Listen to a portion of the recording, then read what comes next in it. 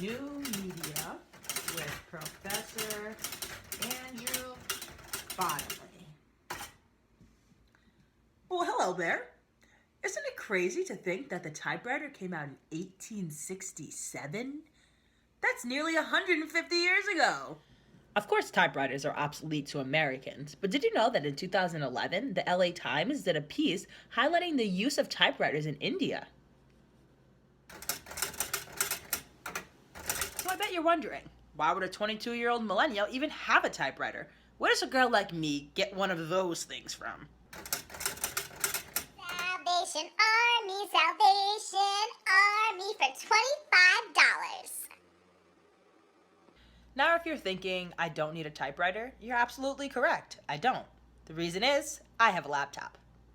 And a pretty snazzy laptop at that. Check it out. It's hot pink. As much as it pains my heart to say this, and truly it does, we don't need typewriters anymore. Computers can do everything a typewriter can do and so much more. So instead of being sad about the disappearance of this, I'm honestly more excited about the appearance of this.